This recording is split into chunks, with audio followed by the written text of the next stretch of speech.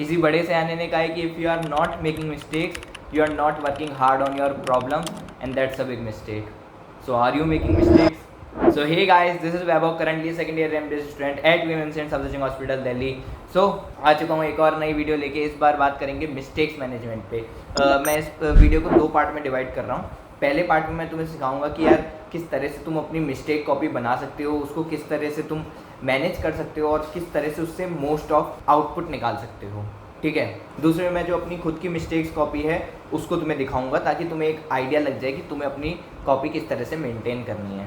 ठीक है, so let's go. यार वीडियो शुरू करने से पहले मेरी एक शिकायत है तुमसे यार, तुम लोग वीडियो देखते हो बट लाइक सब्सक्राइब नहीं करते यार, जिससे यार मोटिवेशन डाउन हो जाता है। समझ नहीं आता कि तुम्हें मेरा कंटेंट अच्छा भी लग रहा है कि नहीं। तो यार अगर तुम्हें कंटेंट अच्छा लग रहा है, तुम्हें बंदा अच्छा लगता हूँ तो यार लाइक सब्सक्राइब कर दो। 2 सेकंड रुक जाता हूँ मैं। कर दिया? चलें, चलते हैं, चलो। तो सबसे पहले तुम्हें क्या करना है? तो सबसे पहले तो तुम्हें मिस्टेक्स करनी होंगी। अब वो मिस्टेक्स कैसे करनी है? खुद से नहीं करनी है। तुम्हें क्या करना है? तुम्हें बहुत सारे क्वेश्चन सॉल्व करने हैं। तो क्या कर सकते हो? जो तुम्हारे लेक्चर के क्वेश्चन हैं उनको सॉल्व करो, डीपीपी सॉल्व करो, मॉड्यूल सॉल्व करो। उसके बाद तुम्हारे पास टाइम बचता है तो कुछ रेफरेंस बुक्स वगैरह होती हैं वो सॉल्व कर सकते हो। PYQs तो सॉल्व करने ही करने हैं। इस तरह से जब तुम इतने सारे क्वेश्चन सॉल्व करोगे ना तो तुम्हारे पास डेफिनेटली कुछ सेट ऑफ क्वेश्चंस निकल के आएंगे जो तुम्हारे गलत हुए होंगे। अब क्या करना है कि जैसे ही तुम सॉल्व करने बैठो ना, जिन क्वेश्चंस में तुम्हें ज़्यादा टाइम लगता है, ठीक है, जैसे मान लो तुम्हें एक क्वेश्चन को करने में 4-5 मिनट लग गए, उस क्वेश्चन को तुम मार्क कर लो, या जो क्वेश्चन तुमसे हुआ ही नहीं उसको मार्क कर लो। दोनों तरह के क्वेश्चंस पे तुम सर्कल कर लो। ठीक है। अब क्या करना है, जैसे ही तुम्हारा सेशन कंप्लीट हो उस क्वेश्चन सॉल्विंग का, अब उन क्वेश्चंस को क्या करो, अपनी एक कॉपी बनाओ, उसमें तुम उतार लो। ठीक है। तो अब ऐसे में तुम देखोगे तो तुम्हारी 2 तरह की मिस्टेक्स निकल के आएंगी। एक होगी तुम्हारी कंसेप्चुअल मिस्टेक्स, एक होंगी तुम्हारी सिली मिस्टेक्स। ठीक है, जिन कारण से तुम्हारा क्वेश्चन सॉल्व नहीं हो रहा था। ठीक है। अब क्या करो, कंसेप्चुअल मिस्टेक्स के लिए क्या करना है वो मैं तुम्हें पहले बता रहा हूँ। कंसेप्चुअल मिस्टेक्स के लिए तुम एक कन्वेंशनल तरीका है उसको फॉलो कर सकते हो, एक मॉडर्न तरीका है उसको फॉलो कर सकते हो। दोनों ही कारगर हैं, एक एक करके समझते हैं। कन्वेंशनल तरीका क्या है?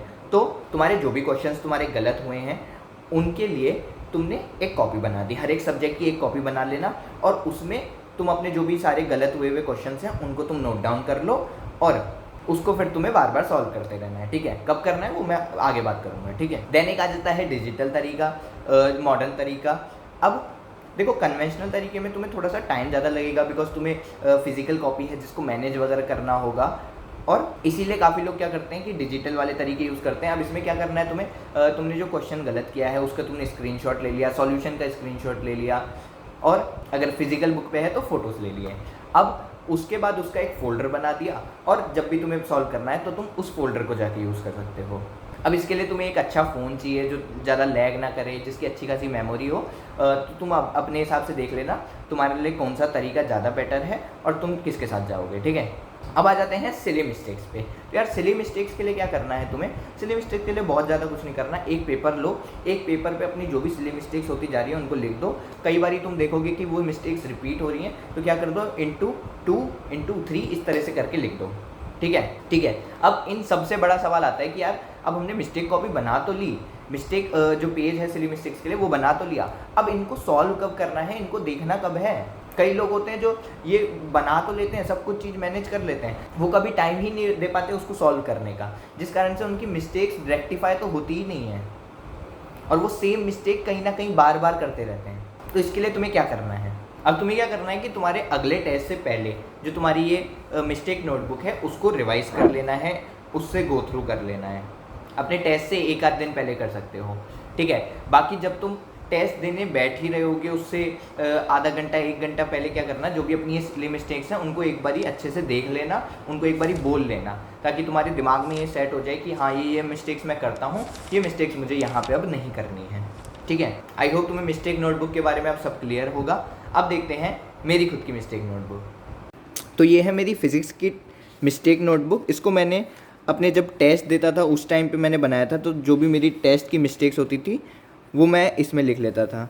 तो तुम देख सकते हो क्वेश्चन नंबर, जो भी क्वेश्चन वगैरह था उसको मैं लिख देता था, और कभी कभार पूरा सॉल्व कर देता था, या फिर कई बार जो इम्पोर्टेंट जो भी कंसेप्ट है उससे रिलेटेड वो मैं यहाँ पे समझा देता था।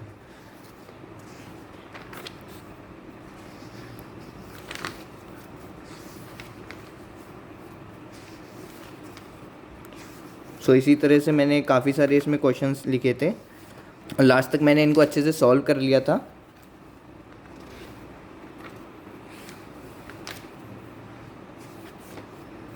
सो तुम देख सकते हो इसमें कि 366 के अराउंड मैंने जो क्वेश्चंस थे अपने टेस्ट के वो इसमें लिखे थे। तो कैसी लगी मेरी मिस्टेक नोटबुक कमेंट में बताना। और अब तुम्हें क्लियर होना चाहिए कि तुम्हारी मिस्टेक नोटबुक तुम्हें किस तरह से बनानी है, किस तरह से उसे मैनेज करना है और अपनी सिली मिस्टेक्स को भी किस तरह से मैनेज करना है। सो वीडियो अच्छी लगी हो तो लाइक कर देना, अपने दोस्तों के साथ शेयर करना और चैनल को सब्सक्राइब कर देना यार, उससे बहुत मोटिवेशन मिलता है मुझे। सो मिलेंगे नेक्स्ट वीडियो में। Thanks for watching.